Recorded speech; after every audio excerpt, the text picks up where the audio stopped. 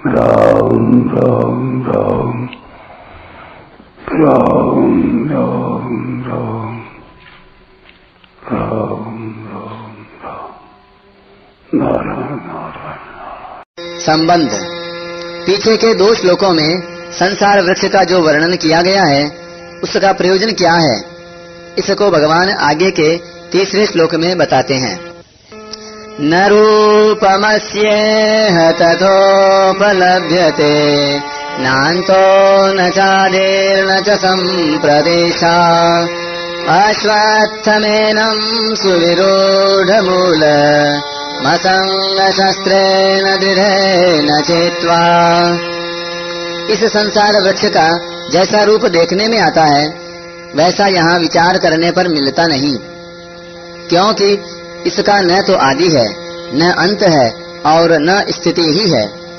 इसलिए इस दृढ़ मूलों वाले संसार रूप अश्वत्थ वृक्ष को दृढ़ असंगता रूप शस्त्र के द्वारा काटकर। व्याख्या। न रूपमस्येह तथोपलभ्यते। इसी अध्याय के पहले श्लोक में संसार वृक्ष के विषय में कहा गया है कि लोग इसको अव्यय कहते हैं, लोग इसको अविनाशी कहते हैं, और शास्त्रों में भी वर्णन आता है कि सकाम अनुष्ठान करने से लोक परलोक में विशाल भोग प्राप्त होते हैं। ऐसी बातें सुनकर मनुष्य लोक तथा स्वर्ग लोक में सुख, रमणीयता और स्थायीपन मालूम देता है। इसी कारण अज्ञानी मनुष्य काम और भोग के परायण होते हैं और इससे बढ़कर कोई सुख नहीं है ऐसा उनका निश्चय हो जाता है। जब तक संसार से तादात्म्य, ममता और कामना का संबंध है तब तक ऐसा ही प्रतीत होता है, परंतु भगवान कहते हैं कि विवेकवती बुद्धि से संसार से अलग होकर अर्थात संसार से संबंध विच्छेद करके देखने से उसका जैसा रूप हमने अभी मान रखा है वैसा उपलब्ध नहीं होता, अर्थात यह नाशवान और दुख रूप प्रतीत होता है। नान्तो न चादिर न च संप्रतिष्ठा। किसी वस्तु के आदि, मध्य और अंत का ज्ञान 2 तरह का होता है, देशकृत और कालकृत। इस संसार का कहाँ से आरंभ है, कहाँ मध्य है और कहाँ इसका अंत होता है, इस प्रकार से संसार के देशकृत, आदि, मध्य, अंत का पता नहीं, और कब से इसका आरंभ हुआ है, कब तक यह रहेगा और कब इसका अंत होगा, इस प्रकार से संसार के कालकृत, आदि, मध्य, अंत का भी पता नहीं। मनुष्य किसी विशाल प्रदर्शनी में तरह तरह की वस्तुओं को देखकर मुग्ध हुआ घूमता रहे तो वह उस प्रदर्शनी का आदि अंत नहीं जान सकता। उस प्रदर्शनी से बाहर निकलने पर ही वह उसके आदि अंत को जान सकता है। इसी तरह संसार से संबंध मानकर भोगों की तरफ वृत्ति रखते हुए इस संसार का आदि अंत कभी जानने में नहीं आ सकता। मनुष्य के पास संसार के आदि अंत का पता लगाने के लिए जो साधन हैं, यानी जो इंद्रियां, मन और बुद्धि हैं, वे सब संसार के ही अंश हैं। यह नियम है कि कार्य अपने कारण में विलीन तो हो सकता है पर उसको जान नहीं सकता। जैसे मिट्टी का घड़ा पृथ्वी को अपने भीतर नहीं ला सकता, ऐसे ही व्यष्टि, इंद्रियां, मन, बुद्धि समष्टि संसार और उसके कार्य को अपनी जानकारी में नहीं ला सकते। अतः संसार से यानी मन, बुद्धि, इंद्रियों से भी अलग होने पर ही संसार का स्वरूप स्वयं के द्वारा ठीक ठीक जाना जा सकता है। वास्तव में संसार की स्वतंत्र सत्ता यानी स्थिति है ही नहीं, केवल उत्पत्ति और विनाश का क्रम मात्र है। संसार का यह उत्पत्ति विनाश का प्रवाह ही स्थिति रूप से प्रतीत होता है। वास्तव में देखा जाए तो उत्पत्ति भी नहीं है, केवल नाश ही नाश है। जिसका स्वरूप एक क्षण भी स्थायी न रहता हो ऐसे संसार की प्रतिष्ठा कैसी, ऐसे संसार की स्थिति कैसी। संसार से अपना माना हुआ संबंध छोड़ते ही उसका अपने लिए अंत हो जाता है और अपने वास्तविक स्वरूप अथवा परमात्मा में स्थिति हो जाती है।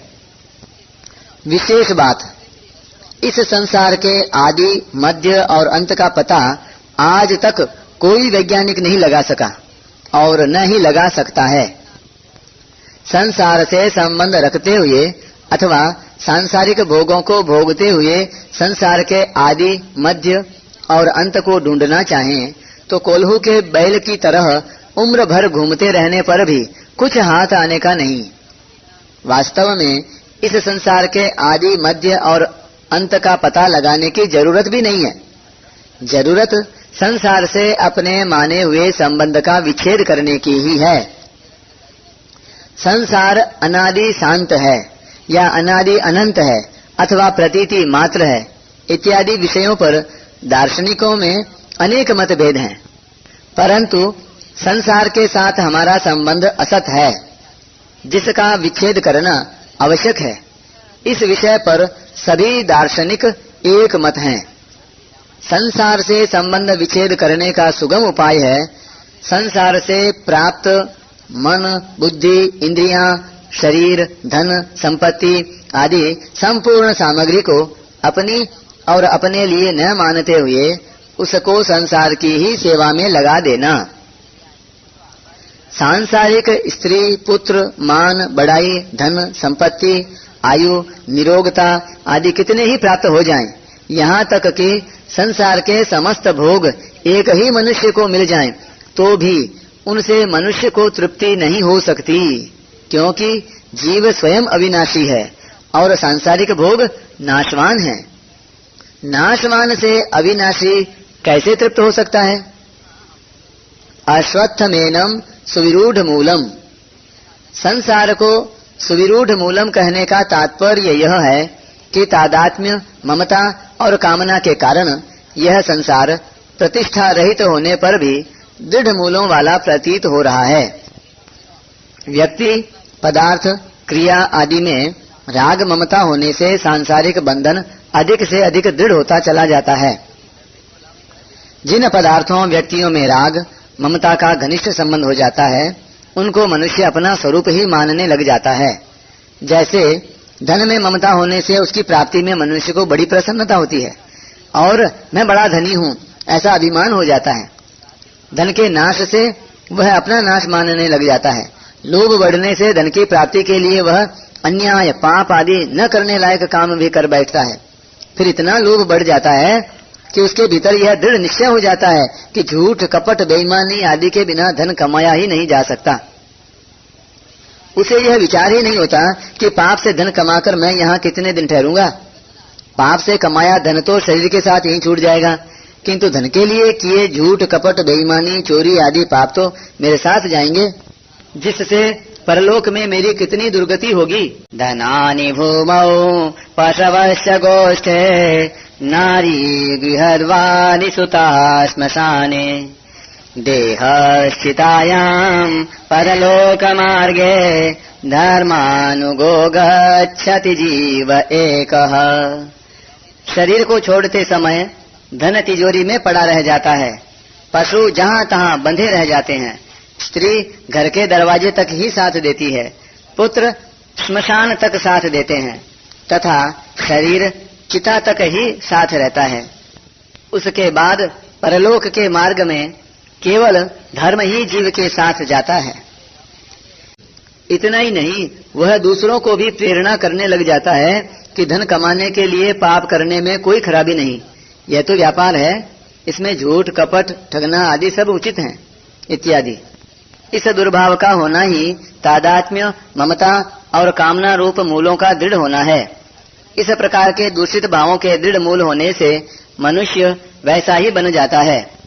ये तादात्म्य, ममता और कामना रूप मूल अंतःकरण में इतने दृढ़ता से जमे हुए हैं कि पढ़ने, सुनने तथा विचार विवेचन करने पर भी सर्वथा नष्ट नहीं होते। साधक प्रायः कहा करते हैं कि सत्संग चर्चा सुनते समय तो इन दोषों के त्याग की बात अच्छी और सुगम लगती है, परंतु व्यवहार में आने पर ऐसा होता नहीं। इनको छोड़ना तो चाहते हैं पर ये छूटते नहीं। इन दोषों के न छूटने में खास कारण है सांसारिक सुख लेने की इच्छा। साधक से भूल यह होती है कि वह सांसारिक सुख भी लेना चाहता है और साथ ही दोषों से भी बचना चाहता है। जैसे लोभी व्यक्ति विषयुक्त लड्डुओं की मिठास को भी लेना चाहे और साथ ही विष से भी बचना चाहे, ऐसा कभी संभव नहीं है। संसार से कभी किंचन मात्र भी सुख की आशा न रखने पर इसका दृढ़ मूल स्वतः नष्ट हो जाता है। दूसरी बात यह है कि तादात्म्य, ममता और कामना का मिटना बहुत कठिन है। साधक की यह मान्यता ही इन दोषों को मिटने नहीं देती। वास्तव में तो ये स्वतः मिट रहे हैं।